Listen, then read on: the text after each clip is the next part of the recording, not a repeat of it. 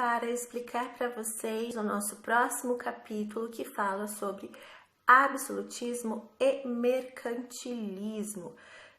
Eu havia enviado 2 vídeos para vocês explicando um pouquinho esses termos tão importantes e agora nós vamos revisá-los, ok? Então, absolutismo significa o quê? Significa todo o poder absoluto nas mãos dos reis. Absolutismo vem desse nome, dessa palavra absoluto. É o momento em que os reis europeus, eles passam a governar sozinhos, sem ter tanta influência mais, por exemplo, da Igreja Católica. Por mais que boa parte desses reis tenha um parlamento, uma assembleia que ajude-os a criar leis, quem sempre toma a última decisão é o rei ou a rainha. Houve rainhas absolutistas também. Então, o absolutismo é isso. Nós estamos aqui já numa fase diferente. Nós estamos a partir de 1500 e pouquinho, 1600 em diante. É o momento em que já existem outras religiões, você sabe. O mundo já tinha passado pela Reforma Protestante. Então, esses reis vão ter sim o seu poder aumentado e o poder da Igreja Católica diminuído.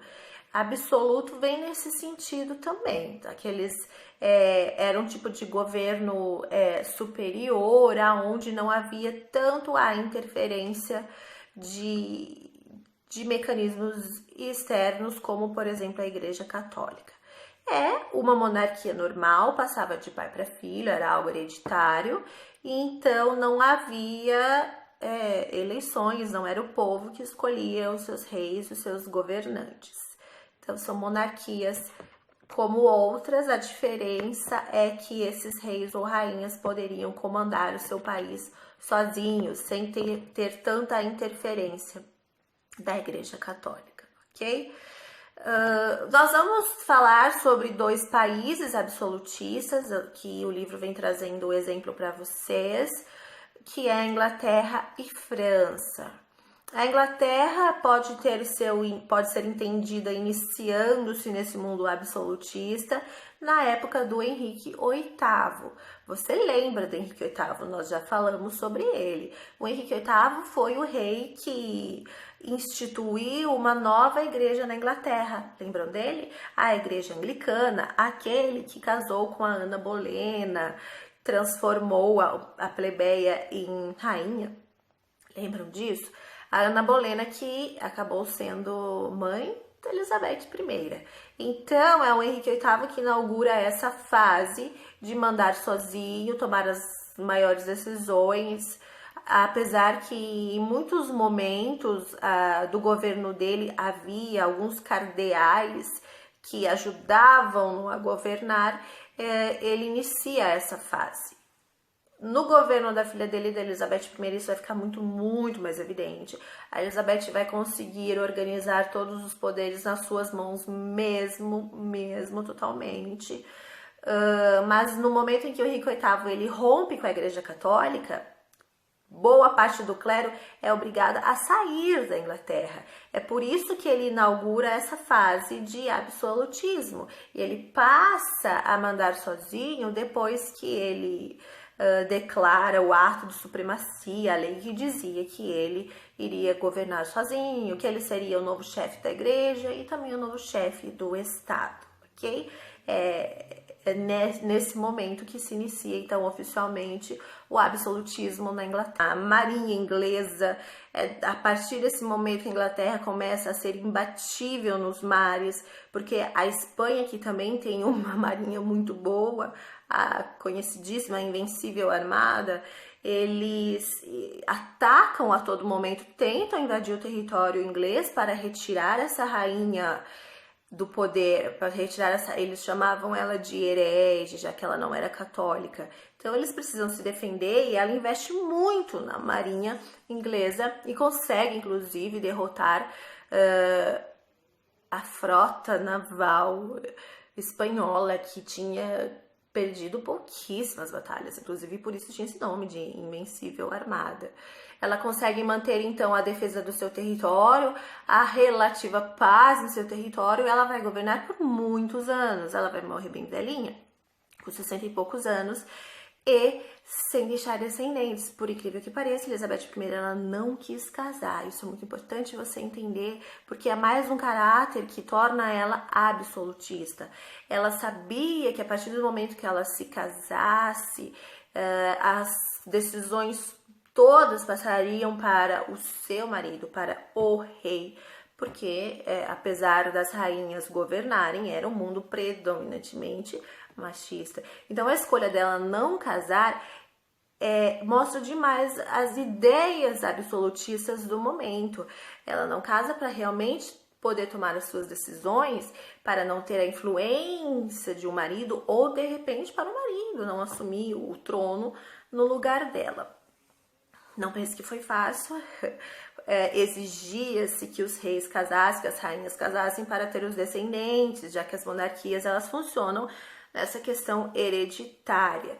Ela recusou muitos pretendentes, com certeza, ela também queria ter filhos, mas ela viveu até o fim essa ideia de governar para o seu povo, para tomar decisões que fossem boas para o seu povo, inclusive se essas decisões acabassem fazendo com que ela não se casasse. Mas realmente ela não se casou. Depois quem assume o governo vai ser um sobrinho que ela tem, filho de uma prima segunda que ela tinha, e começa uma outra dinastia. A dinastia Tudor termina com a Elizabeth I, ok? Indo para a França, nós vemos a inauguração dos governos absolutistas na França com o Luís XIV. Luís XIV é da dinastia dos Bourbon. Foi no seu governo que a questão do rei mandar sozinho é inaugurada e que o poder do rei ganha muita força. Ele governou ali, deixa eu só por aqui, entre 1643 e 1715.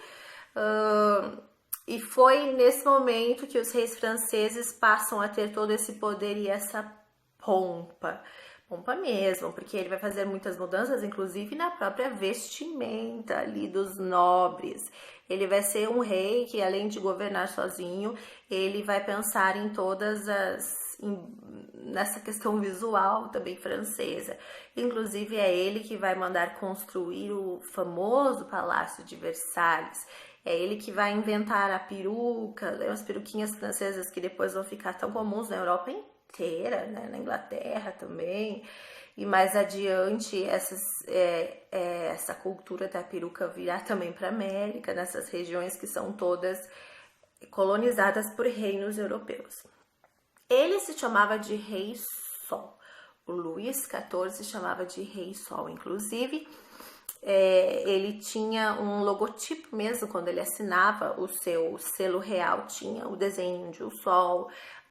Nos palácios, em vários lugares havia esse solzinho para fazer referência a ele, como se ele fosse realmente o centro do universo e tudo ao redor, os planetas girassem todos ao redor dele. Então, ele usa muito o marketing do momento para passar essa ideia de que ele é o Rei Sol, de que ele manda sozinho. Inclusive, ele vai declarar em um dos seus discursos mais famosos, ele vai dizer a frase: o Estado sou eu. O que é o Estado? O Estado é o governo. Quando ele diz que o governo sou eu, ele assume publicamente para todo mundo que quem toma as decisões principais para o governo é ele. Como se ele realmente estivesse evidenciando que ele manda sozinho, ok? Luís XIV, então, o rei que inaugura esse processo de absolutismo na França, que mandou construir o lindo, famoso, moderno Palácio de Versalhes. Outras questões que Luís vai mudando também ao longo do seu governo na França vai ser a etiqueta. Essa etiqueta que todo mundo conhece hoje, regras de como se comportar à mesa, como conversar, como se vestir, ele vai inaugurar isso nesse momento. Tudo bem que a etiqueta francesa vai atingir caráteres, sim, um caráter absurdo, e em muitos momentos ela passa até a ser ridícula e ridicularizada, mas a etiqueta servia para fazer distinção entre as classes sociais. Se eu tenho etiqueta, eu sigo todos esses protocolos, tudo isso que é definido, quer dizer que eu sou privilegiado, eu venho de uma classe social privilegiada, enquanto outras pessoas, outras classes não tinham acesso a toda essa etiqueta. E sem falar, é claro, nas vestimentas. O Luís XIV, ele inaugura esse sapatinho, aí você consegue ver aí, ó, esse sapatinho de salto, ele que inclusive começou essa mania dos homens usarem o sapatinho de salto, né? Ele já usava isso e era moda no momento e muita gente passou a usar isso também. Houve outros reinos absolutistas por toda a Europa, ok? Não foi só França e Inglaterra, mas o livro trouxe, nós falamos apenas desses dois para vocês entenderem o que é